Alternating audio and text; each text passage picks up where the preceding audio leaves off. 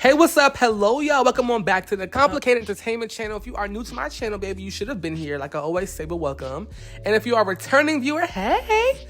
First things first, there has been a lot of new tea to come out about this Rihanna shooting that happened over the weekend, I think. Yeah, the weekend. And the lady has been identified. She was a 35-year-old woman who obviously had mental health problems, mental illness. She was a schizo, and she had a parasocial relationship with Rihanna. It was scary, okay?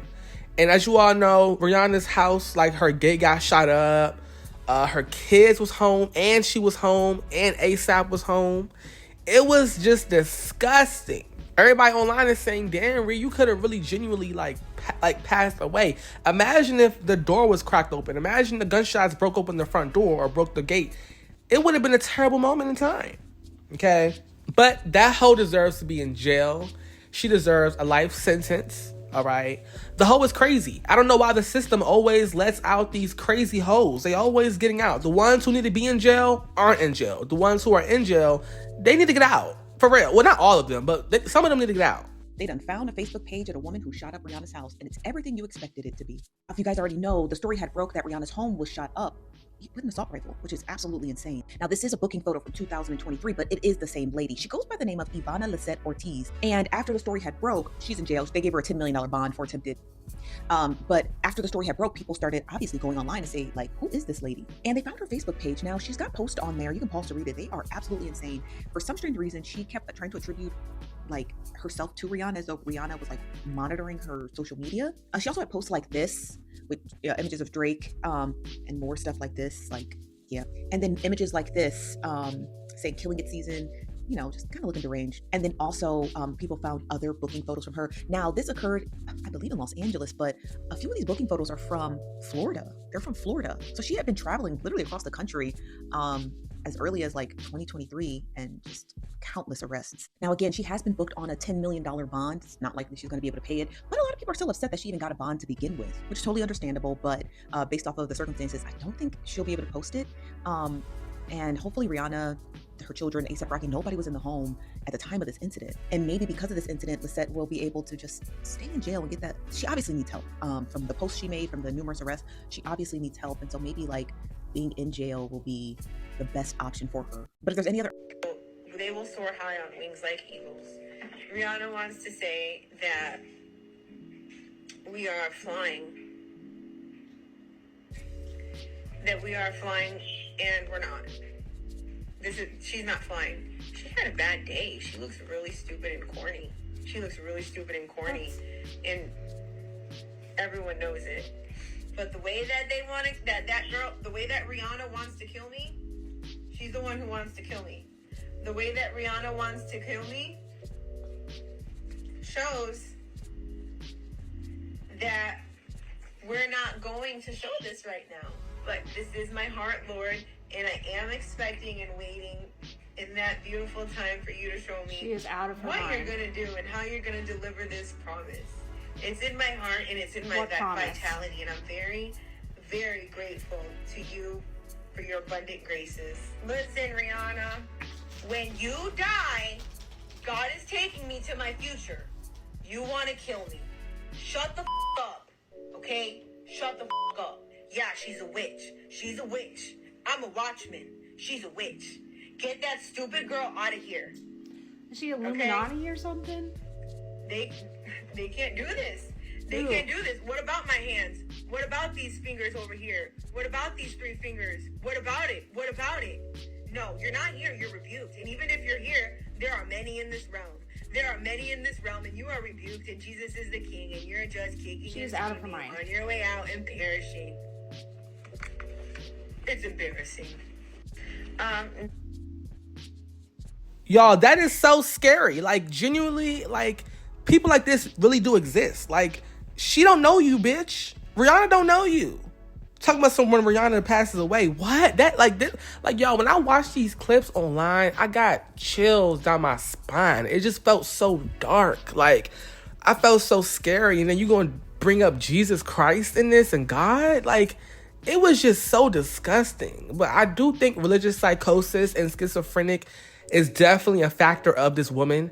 And I know a lot of people suffer with this, but where's her family? Where's her friends? I mean, I guess you don't have none like that, but it's just awful to see that. And Rihanna, why is your like house of residence so easy accessible? You need to be somewhere locked up in a gate behind like a 3 foot, 4, 8, 10, 12 foot wall. Okay? You out here be talking to fans through your front door. Love you. We love Fenty Beauty. We love you. I love you from Australia. I understand you want to be normal, you want to be relatable, but Rihanna, you are a plus lister. You are a global icon. You cannot be talking to your fans through your front door of your home. Like, what are you doing? Now everybody know where you stay at. Like, no. You're going to have to start moving differently now. You can't be out in the streets with A$AP Rocky thinking y'all like just some regular civilians. You're not regular. You're not regular. You are not a regular girl. Okay? But it's cool though. You know, Rihanna, she's down to earth, but you need to start being above earth, for real. Moving on to Beyonce, the Beehive is upset with her because she has removed B-Bowl, and Parkwood is sending DMCA notices to fans for all the Beyonce Bowl videos. Do y'all remember that halftime show she did in 2024? Yes, for Cowboy Carter. Yes. Somebody said her worst trait and habit that she developed this past decade, honestly, since Lemonade, was making the art we love so inaccessible and treating it all as a memory to be cherished is so incredibly frustrating as her fan. Truly my only disdain with her. Okay, now I don't think there's anything bad with wanting your fans to be in the moment, but I do feel like maybe this is a contract thing that happened. Maybe, you know, it was just maybe the publish. I don't know. You know, the industry is weird. But I do feel like this is a number one sign, y'all, that guess what? The Cowboy Carter era has come to an end. You know, think of it, y'all, right? This was the first ever Cowboy Carter performance live. So for that to be the opening performance and it's now officially getting shut down and removed off all platforms, that means Beyonce has moved on from the Cowboy Carter era.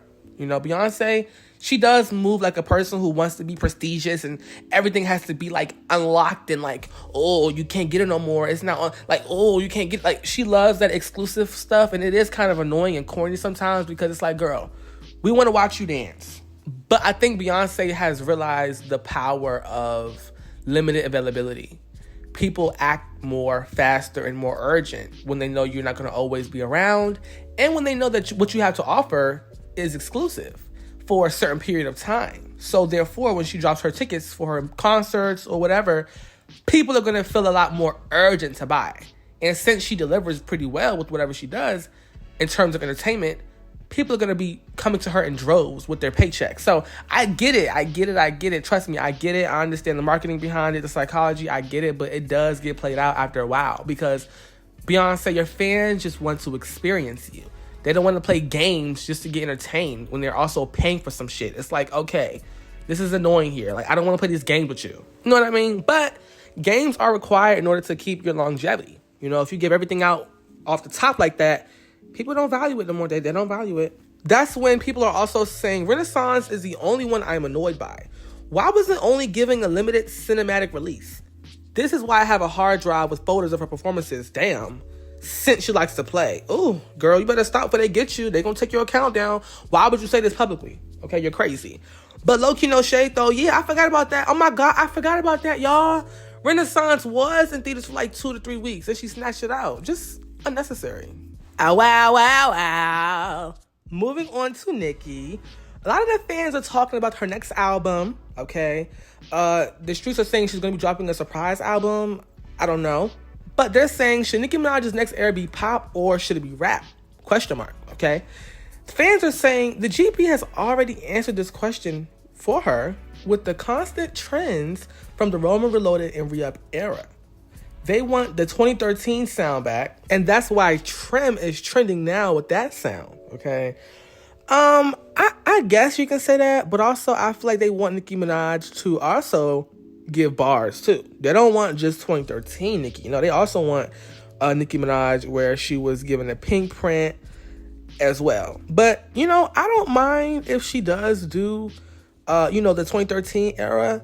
But I just want it to sound fresh, of course. You know what I'm saying? So I'm here for that. I really want to give into that like 2012 era too. You know what I'm saying? 2012 was a moment as well. But do y'all believe a surprise album is coming out? A lot of their fans, as you all know, we've been discussing how March 27th was once the day the album was going to come out. And, you know, time has passed away and stuff, and time has gone on. And she has had to renegotiate her contract. But it doesn't mean that she won't do it. But I think it's kind of, you know, not likely. Now, they also said the reason why Trim is trending. Well, no, Trim is trending because she's copying Nicki Minaj in some ways. So I don't think that we can just say because she's doing 2013. No. She's copying Nicki's like mannerisms and her flow overall, not just 2013 Nicki. No. But also, y'all, let's talk, let's chat. Do y'all want pop? I know the pop fans, they be thirsty. I be thirsty for pop, Nika. I do. I really do be thirsty for it. But I ain't gonna force nothing. Hey, if she don't want to do it, she don't want to do it right now. You know, cool. Social media has also been clocking that Nicki Minaj's mystery box orders will ship on March 27th. And they're saying, wait, something is a bit fishy here because wasn't that the, you know, previous announcement day for her new album? You know, so what's tea? What is going on? They are trying to, you know, put pieces together. You know what I'm saying? You know how you know, take one puzzle piece, another one, then you jam it up. You know what I'm saying? Yeah, that's what they're doing. Are they reaching? I don't know. Maybe not. Maybe so. I don't know. But we're going to see how this goes. We're going to see if she pops out on some surprise joint. You know what I'm saying? Calling all barbs. We have a situation. So I was on X today, formerly known as Twitter. Was on X today, and I went to Onika's Twitter, well, her X account, and I realized she took 32726 out of her bio. Onika, come here. We not getting the album, sis? What happened? What's going on? Yeah, Barbs, tag her in this, the comment, talk to her. I need to know what's going on. We all need to know what's going on. We deserve that much. Okay? We deserve that much. A tweet of Megan Thee Stallion mentioning BIA over a decade ago has hit the timeline. People are saying, Megan, you were the fakest bitch in the industry, no shade. Okay, as you all know, recently, Megan Thee Stallion was laughing at the Cardi B diss track of the Name 5 BIA songs, gun pointed to your head. London, Whole Lot of Money remix, Whole Lot of Money instrumental, Whole Lot of Money sped up, Whole Lot of Money slowed down. All right? And they said that she's fake because Megan Thee Stallion was mentioning her. Now, look, I don't know. Maybe this was about BIA. BIA has been in the industry for a very long time. So maybe she was a BIA fan a long time ago and it's just now coming out. Or maybe BIA was referencing something else at the time. You know, maybe it was an inside joke with her friends. You don't know. You know, BIA in 2012, that's a long time ago. And but yeah, BIA was doing music back then though too. Let's be real, she was doing music, but she wasn't having no hits or anything back then at all, like not at all. But let's chat. How do y'all feel about this tweet coming up? Do y'all feel like Megan Thee Stallion is low key a BIA fan for real, and she's fake? I mean, we've been knew Megan Thee Stallion was fake though. Let's be real, we've been knew she was fake when she was on live with Nicki Minaj, shading Cardi B, saying I'm finna go write some ish. I always will remember that because I remember watching it live. I was like in what, 8th grade, 9th grade. And I remember seeing that clip. And even at that time, I knew, oh, she's shading Cardi B. Because at the time, it was 2019, Cardi B and her writing ability, lack of writing ability was the talk of the town. And she was shading Cardi. And then come to find out, you do a song with her next year, yeah, you're fake. You're fake. So this is not tea for me or tea for anybody who really knows what's going on. This is just confirmation, okay? Let's chat. What's your opinion down below? We're going to get into it, y'all, okay? This is crazy. Over what? What is this? 14 years ago? Wow. You a fan. You fanned out, man. Moving on to Zara Larsson, a.k.a. Chris Brown's #1 hater. She has just earned her first ever top 10 entry on the Billboard Hot 100 with her song Stateside. And this song has really been going crazy viral. Like, it's insane. And she's number 7, I believe, on the chart. And before this song, she had a hit out, but it was kind of crickets, okay? But I told y'all, Zara right now is one of my favorite pop girls right now. Like, she's one of my favorite pop girls on the scene. I love her movement, colorful, fun. That's me. I love that. But girl, the Chris Brown thing kind of put a dent in my, like, relationship. Okay, she don't know me. I don't know her, obviously. But, like, my perspective of her as a person, okay? Why are you coming at a black man for no reason? Well, she has her reasons. Yes, I understand that. I respect that, fine. But making it your entire personality and brand, it just feels forced to me. But congrats to Zara. She is going to be number 1 soon. I believe Stateside is a hit. My name is Keri. I'm so very fly. Oh my, it's a little bit scary. Boys want to marry. Looking at my dairy. Who remember that song? I do. Okay. Keri Hilson, Pretty Girl Rock. Throwback time. The timeline is discussing her career. They said, y'all, I wonder where Keri Hilson's career would be if she did not diss Beyonce. Ooh. Yo, this is a great topic because I feel like Keri Hilson, if you were there, Keri, she had hits. She had Sometimes Love Comes Around, Pretty Girl Rock. She had like, oh, her catalog was big. You're turning me on, recognize a real woman. Like, I mean, she was everywhere, y'all, and I hate that. But, you know, Keri Hilson dissed Beyonce, and one thing about Beyonce, people like Jay-Z, Beyonce, and them, like, they will silence you. They will end your career. They will get you for that. Don't you ever think you're gonna win. She was the only musical artist to ever ruffle Beyonce's feathers. Singer Keri Hilson, and she paid a price for it. There are 2 sides to this story, but there's only one backstory. Remix to the record. I'm thinking it was about guys. I'm thinking I'm gonna stay on subject, but like write different verses. Yeah. Song is called "Turning Me On, Turning Me Off." So that's what I was thinking. So I had pieces that I wanted. I come in and I'm like, what is this? Yeah. What? So I guess it's just the ultimate thing of like putting my voice on that song. Mm-hmm. Just, I was in tears, like just not doing it. Just not doing it. I think that was the only choice that I had, and that was probably the biggest regret. Just wonder what that did to you. Like when you take time and then you go home. Yeah. It's my dream. Yeah. Like I had dreamt about that. It does that. Still. Yeah. Wow. Yeah. Wow. But what is that? It's you were leading me to remember like how it felt. And all I could think about was me being a little girl.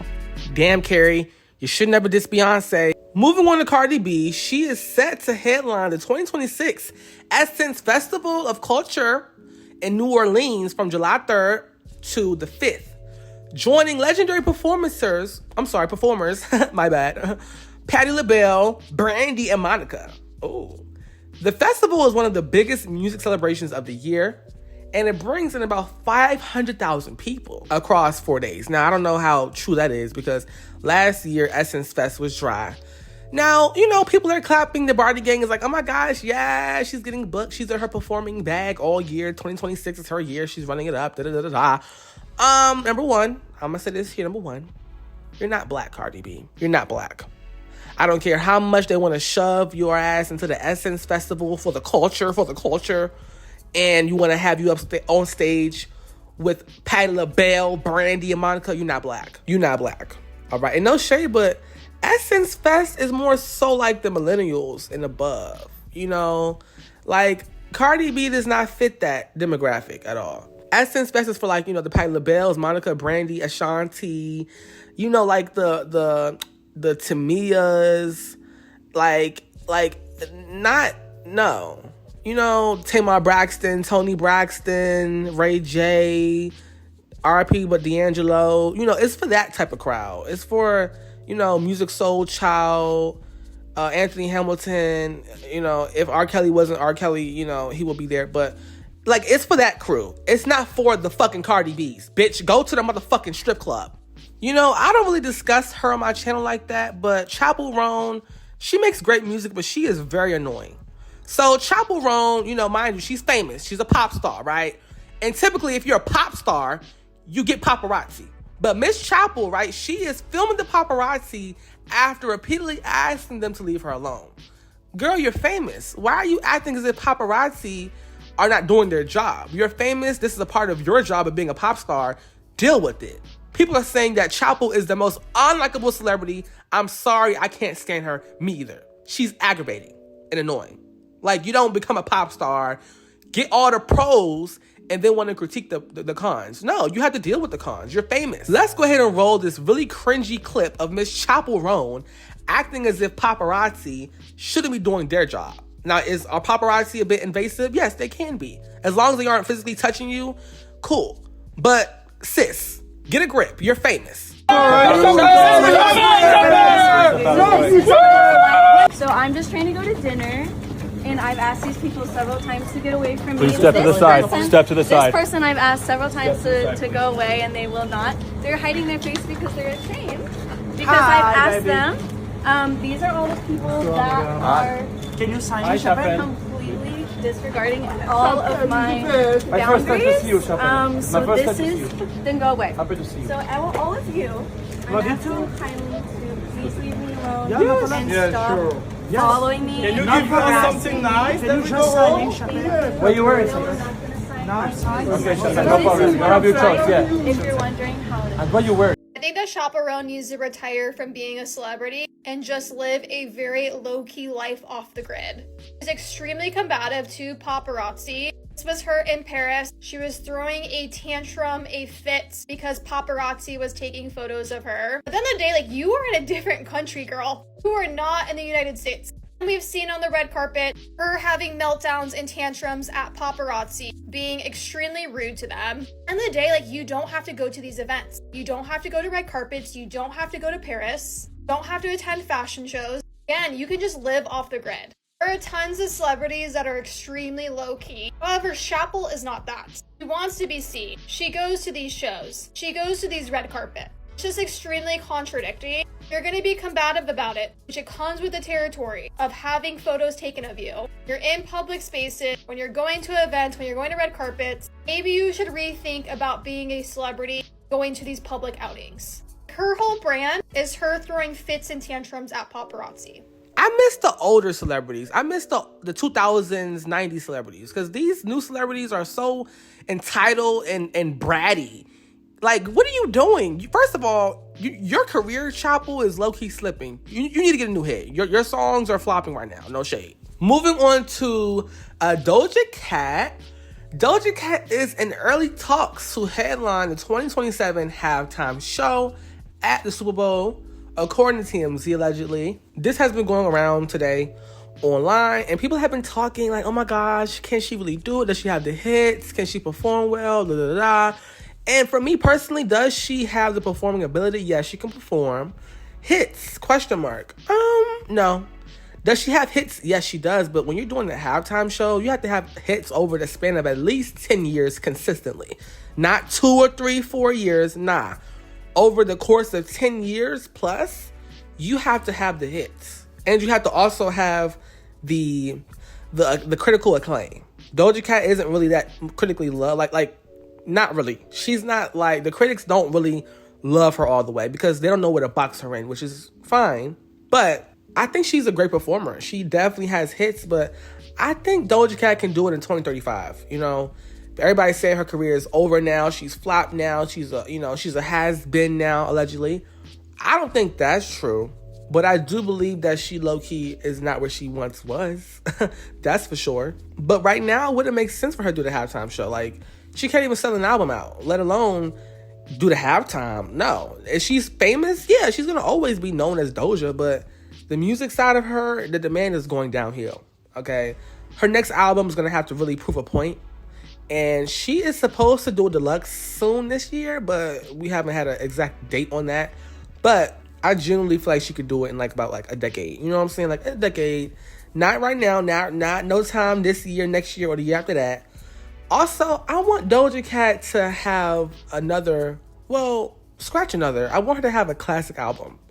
You know how every artist who's on top, who does the halftime show has at least one classic album? Planet Her isn't a classic. It's her most popular and it's her best work, but it's not a classic. Like, nobody thinks about Planet Her when you bring up her name. Like, I think about, Say So, or but nobody thinks about, ooh, Doja Cat's classic album. Like, you can't name one classic album.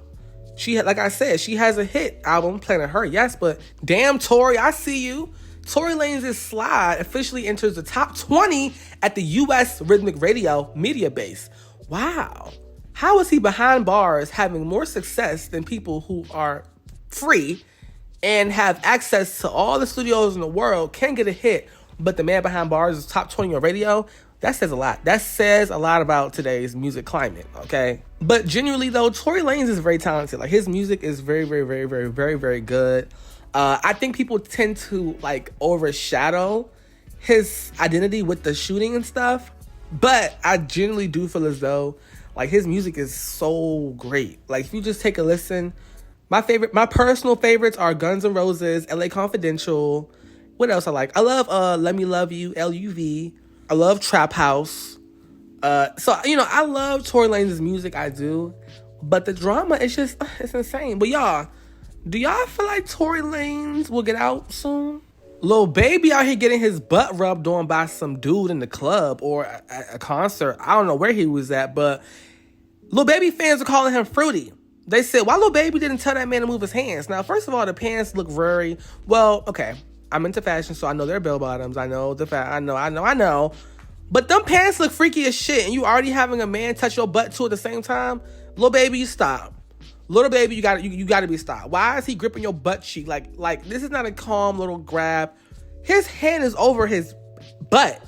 Genuinely. Maybe it was an accident, I don't know, but Lil Baby, they calling you fruity. They calling you a fruitcake. They calling you a fruity pie. And, you know, if you fruity, you know, I don't think he is. I don't know. But I wouldn't be surprised because a lot of men are. But, you know, hey, I'm not going to put that on him because he's, you know, he's a man who claims to be straight. And I will respect that. A lot of people be trying to disrespect straight men by calling them gay when they obviously said they're not. Cool, I'm going to give you that. But if the tea gets leaked that you're not straight, then I'm on your tail. But if there's no real concrete proof, I'm going to chill on you. I'm going to chill. We're going to be chill, you know? I respect all. Barbs, tap on into the conversation. They said that all of Nicki Minaj's alter egos / eras are locked into a room. Who is winning, okay? To release a classic song, we have Roman, Chun-Li, Rare Ruby, we have Barbie, we have 09 Harajuku, we got Nicki Minaj. We got all of that, right? People are saying the hungriest one in this room is indeed 09 Nicki. Now, for me personally, I think for a classic song, I would do the Pink Friday era Nicki, but 09 was hungry. Nicki was very hungry in 09. Like we haven't seen that much hunger in the game like in a long time. When 09 came around, y'all, it was crazy. Like that Beat Me Up Scotty to Pink Friday like rollout was crazy. It was insane. Like I know Beat Me Up Scotty came out 09, Pink Friday came out 2010, but mind y'all, by the time Pink Friday came out, Nicki already was on Billboard Hot 100. She was already featured on many people's songs. She already was at the BET Awards. She already was doing Kanye and Jay-Z songs, side eye. But that Beat Me Up Scotty to Pink Friday, like era and transition was just so iconic almost. Like, because she could have dropped Pink Friday and flopped. Like, she had so much at stake. It was so much risk there. She was everywhere, popping, like, features, da-da-da. Her album had to be good. It had to be great. Like, it had to be what it is known to be today. You know what I'm saying? So, but in terms of making a classic, I will say the Pink Friday, Nicki Minaj era would win this battle. Who would y'all say would win the battle? In case you all do not know, but BIA has dropped some more shots at Cardi B. And low-key, no shade, I'm tired of it. I don't want BIA to be known as the girl who disses Cardi. I told y'all that before. BIA is too talented for that. But even her diss track is getting some heat. Let's get into the clip. You bitches fucking your bros. Who really fake is they chain? Who baby mama a slut? Who really going outside? Now, as you can see, you know, she's mentioning Cardi, but I hate the fact that she is literally putting herself as a Cardi B, you know, like, background character. Now, the diss track, it says things like, you know, oh, you going outside, who baby mama a slut, you know, okay. But even aside from that, everybody's critiquing BIA because they said, why does everything of hers seem so boring? Okay, they said that everything she does just seems so like, eh. Well, BIA is a naturally calm, chill person, so her flow feels a bit laid back, which kind of gives it that boring feel. But it's just how she raps, you know? But I don't know, BIA does need to switch it up a little bit. I don't know. I low-key do feel like BIA needs to get herself a break, a little bit of a hiatus, and come back with a fresh sound. Okay, if you all know this song by BIA, it's called Milkshake, and that song is great. I like that sound for her. But let's talk, let's chat. What's y'all opinion on this? Please comment down below. We can get into it, y'all. Yes. If you enjoyed, please be sure to leave a like, comment, subscribe, tap my bell. All right, y'all. Be safe.